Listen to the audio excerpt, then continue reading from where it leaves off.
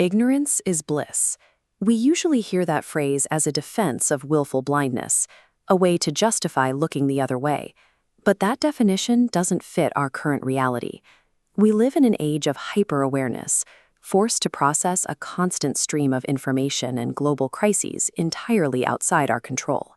The real utility of the phrase is found in a concept called selective awareness. It is the deliberate, intentional filtering of where we direct our focus. This isn't about being uninformed, it's about mental conservation. By narrowing our focus, we stop exhausting our cognitive resources on anxieties we can't resolve. Surviving the modern world doesn't require us to know less. It requires us to be more disciplined about what we allow our minds to process. To understand why limiting our focus generates peace, we have to look at the hard biology of the brain. This is cognitive load management theory. Our attention is a finite biological resource. Think of it like this container. When it's flooded with too many inputs at once, the system becomes overwhelmed and efficiency drops. The stress appraisal coping model suggests we can manage this pressure by using selective awareness as a filter. By blocking the clutter, we allow the brain to return to a stable baseline. This leads to attention restoration. When we stop the constant drain of external noise, our cognitive capacity actually begins to rebuild itself. The result is a state of flow, where you are completely absorbed in a single action, and the friction of background noise disappears. Biologically, what we call bliss is simply the brain operating at peak efficiency, no longer wasting fuel on things that don't matter. This state isn't a passive accident. It requires the active, daily discipline of separating the signal from the noise. We see this discipline in minimalism.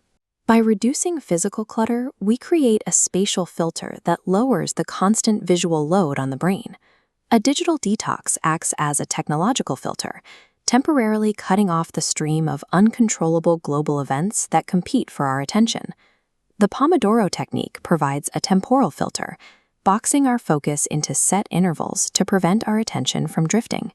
And mindfulness meditation serves as a psychological filter, anchoring us to the present moment to block out worries about the past or future.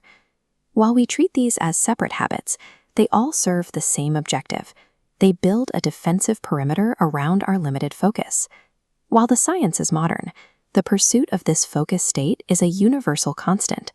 Historically, civilizations have always looked for ways to filter existence down to what is essential.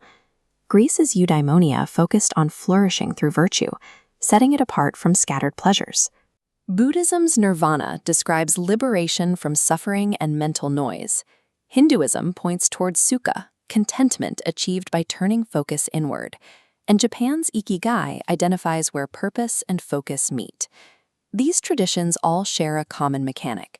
They suggest that peace is found not by taking in everything, but by intentionally choosing what to prioritize.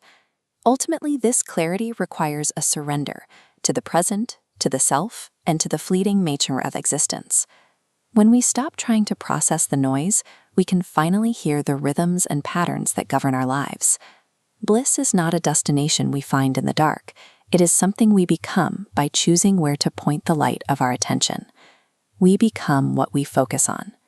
Return to MDU to continue exploring life's hidden patterns, and please like and subscribe.